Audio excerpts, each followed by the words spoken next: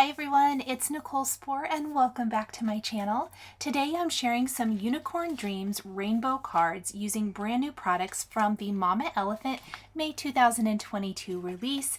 We're going to be featuring In the Clouds dies as well as a Unicorn's Dream stamps and dies.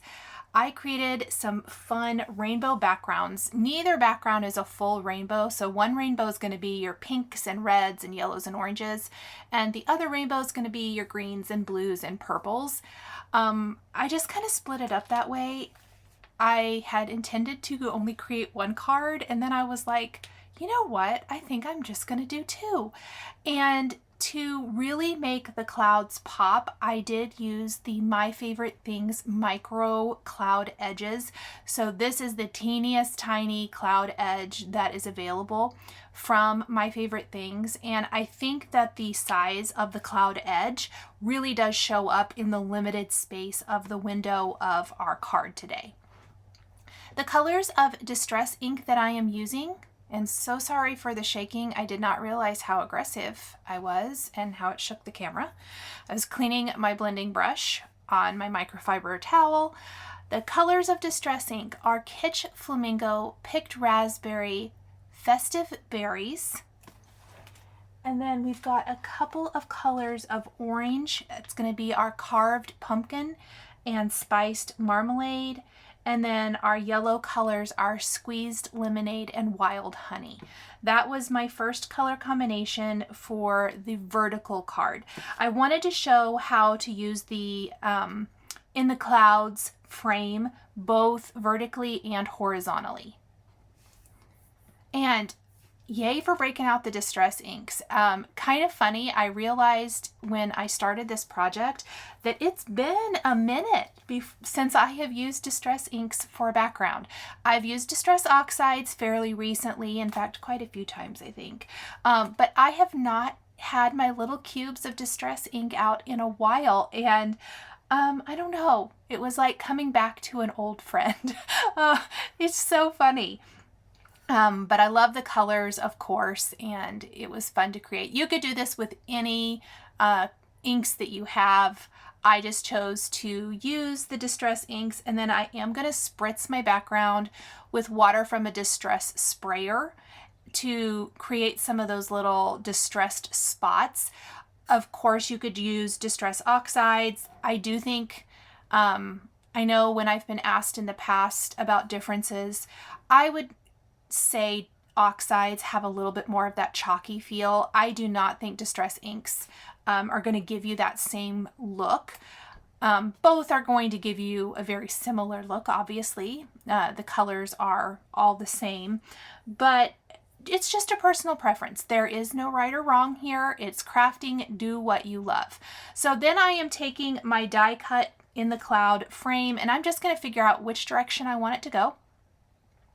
And I'm going to have that solid edge over on the right side. Now it would make an awesome shaker. I chose not to do shakers today, but I do think shakers would be really, really cute.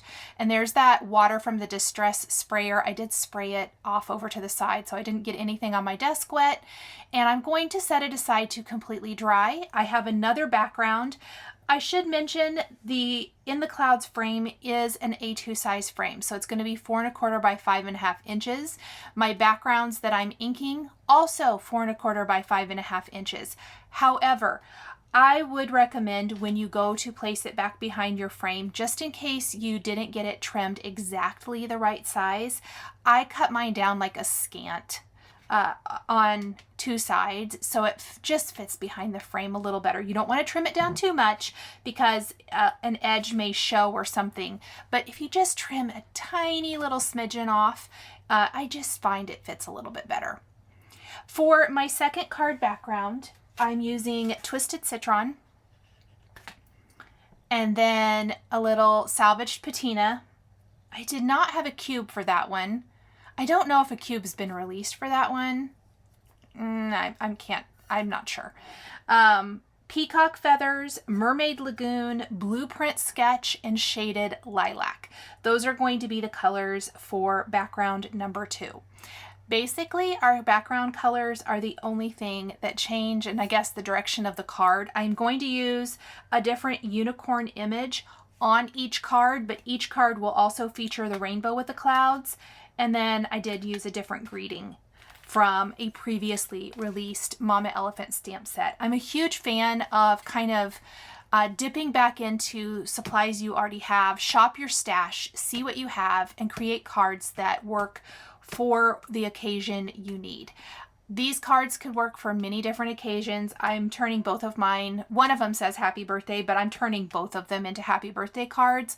On the insides of the cards, I used the Mama Elephant inside birthday messages to stamp an additional greeting to finish it off. And I didn't stamp envelopes on camera today, but I did stamp just a little unicorn image on some solid envelopes to match these birthday cards. So I'm always needing lots and lots of birthday cards in my stash, and that's why I turned them into birthday cards. But you can turn them into absolutely anything. Maybe you need a new baby card or just a thinking of you, friendship, whatever. I think anything like that would work. Oh my goodness, these colors are so pretty together, and I am loving that micro edge cloud.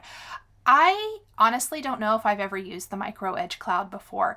Playing with it for these cards today, I know I've had it for quite some time. I remember purchasing it, but I just don't know that I've used it, so cool. There are my backgrounds side by side. If you have a slimline card and you used all these colors, wouldn't that be gorgeous? I did spritz the second background with water from a distress sprayer. You can see the little spots there, and they're drying.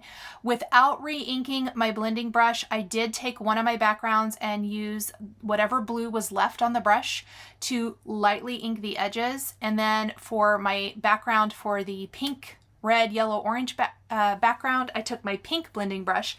Same thing. Whatever ink was left on that blending brush from creating my background, I just very lightly inked the edges of the clouds without re-inking it, so that I don't have any big blobs of color. I want it to be really soft and just kind of barely there. I cleaned up my work surface with my distress sprayer and my microfiber cloth just to make sure it was completely clean. I'm stamping my images from the A Unicorn's Dream stamp set on a scrap of Bristol Smooth cardstock using Lawn Fawn Jellyfish No Line Coloring ink. This is my favorite ink for no line coloring. Bristol Smooth cardstock is my favorite cardstock for using with the Zig Clean Color Real Brush markers. Whether I'm doing no line coloring, watercoloring, regular coloring, whatever it is, that is what I use with these markers 100% of the time. I have not found I like any other kind. The marker colors I am using to color everything in have been listed underneath the video here on YouTube as well as over on my blog, so definitely check that out for that information. Gorgeous. These are all my favorite colors. Honestly, all my favorite colors were used here. I love rainbows. I always feel like when I'm coloring in unicorns, especially with the zigs, just because I think I've colored rainbows so many times with zigs now, or something rainbow-ish, that I really know my favorite colors. But with these unicorns, I grew up in the 80s, and it totally reminds me of Rainbow Bright. If anyone else remembers that, raise your hand. But for me, I don't know. I just had that vibe as I was coloring these. It was kind of fun. I had a Rainbow Bright coloring book that I used to love to color in. In fact, my mom and I would color together. It was really fun. I think she kept that. I need to look because she gave me all that stuff. I have some totes. But I need to go check and see if I have it. It would be really fun to share that maybe on my community page if I have it. I might not have it anymore, but just a fun memory. I've always loved to color. For my unicorns themselves, for the clouds, I should start there. I did some soft blues with a blender. I always like to give my clouds just a little more substance than leaving them white. And then for the unicorns, I want them to have the illusion of white, but I want them to have an outline since they aren't stamped with a black outline ink. So for that, I use platinum brown, gray, warm gray too, I believe, and a blender. And I tried to kind of keep, like I colored the clouds, I'm going to color the unicorns, and then we'll do all the rainbow for the manes, the tails, and the rainbows themselves last. For the faces of the unicorns or any critters, I love to use the Tombow multi-liners. I use the smallest one, especially for small images. Sometimes if it's a bigger image, I'll use a different size tip, but this is the smallest. It's a 1 or a 0.1, 0.01. I don't have it right here, so I'm pretty sure. It's one of those, but it's the smallest size. It comes in a 3-pack with 1, 3, and 5, and I always use the smallest one for that. And just draw the detail back in. I feel like the faces are something you don't want to let fade into the background. You want it to show up. And I know at this point it looks kind of blah, but I promise when you get all of the color added to your unicorns, they look amazing. You could also stick to a much more subtle palette. You don't have to go full out rainbow like I did here, but I don't know what it is. It's rainbow bright. That's all it is. I love it. Now, I don't actually think I used another purple color. No, I used light violet in the blender. So for most of the colors, I'm using 2 shades per color, but for the purple, I only used light violet with the blender. And that is a great tip. If you don't have a shading color for a certain marker that you have, I really recommend the blender. I get asked this a lot, especially like in lives when I use these zigs, if the blender is something I recommend, and I 100% recommend it. I've purchased multiple blenders. I haven't purchased multiple markers, but for some I have. I've had to replace a few. These are not refillable. They're not like Copic markers, for example, where you can refill them. So when the ink's gone, it's gone. But I will say that I have had my original set or original markers. I didn't buy them as a set. I bought them individually. I have had them for, I would like to say 10 years at least. And I have replaced maybe 10 to 12 of the markers, my most often used markers. And one of those is the blender. A couple of them, the marker didn't actually run out. I ruined the tip, not being gentle, putting it away.